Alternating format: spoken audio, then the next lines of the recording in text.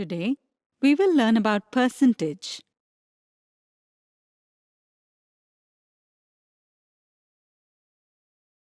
Here, we have 3 yellow cars and 2 blue cars. If we consider a total of 5 cars as a whole, then what part of the total cars do the yellow cars constitute? Think for a while. You've got it right. There are 3 yellow-colored cars out of the total 5 cars. Hence, their share will be 3 by 5.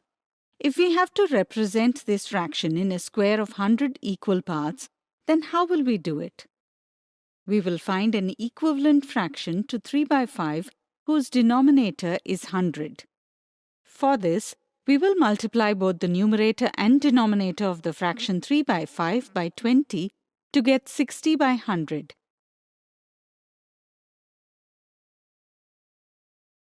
Now, we will shade 60 parts out of 100 equal parts. In this way, we have represented 3 by 5 in squares of 100 equal parts. Here, 60 is the numerator of a fraction whose denominator is 100. The numerator of a fraction whose denominator is 100 is called percent. We write it this way, and we read it as 60%. But 60 by 100 is also read as 60 hundredths. Meaning of hundredths is out of 100.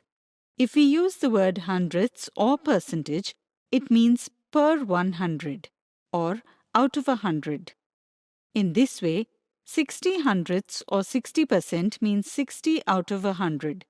Since the numerator here also expresses the parts taken out of 100, we can say that the percent represents the parts taken out of a total of 100 equal parts.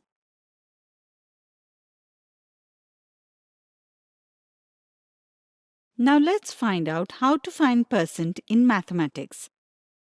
Suppose a bag contains 5 red balls, 6 blue balls, and 9 yellow balls. Let us find the percent of balls of each color. First, we will find the total number of balls. Here the sum of 5 plus 6 plus 9 is 20. That is, out of 20, there are 5 red balls, which we will represent with fraction 5 by 20. Similarly, can you tell me how you will represent the total number of blue and yellow balls in the fraction? Think about it. Absolutely right.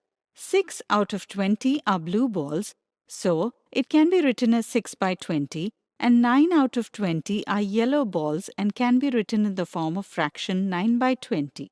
First, out of the total balls, let us find the percent of red balls. For this, we will have to convert 5 by 20 fraction into its equivalent fraction whose denominator is 100.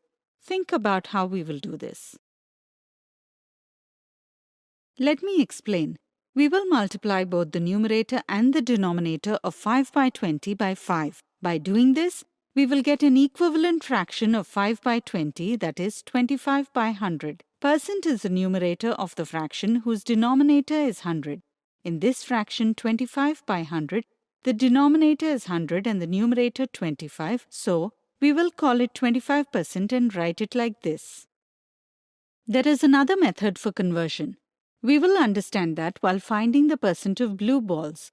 Here, the fraction of blue balls is 6 by 20. We will multiply both its numerator and denominator by 100.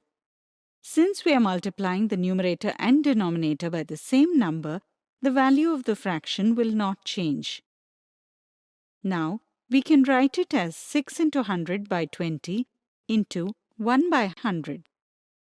1 by 100 means a percent, which we will represent by this symbol. On solving it, we will find that the blue balls are 30% of the total balls.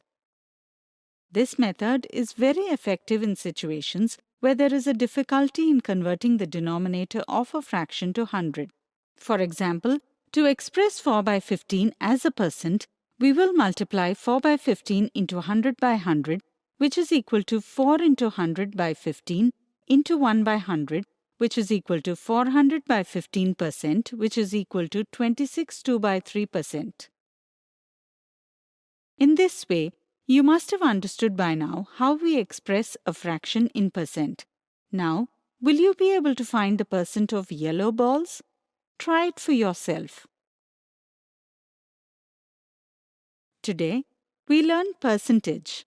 In the next video, we will understand this concept better with some more examples.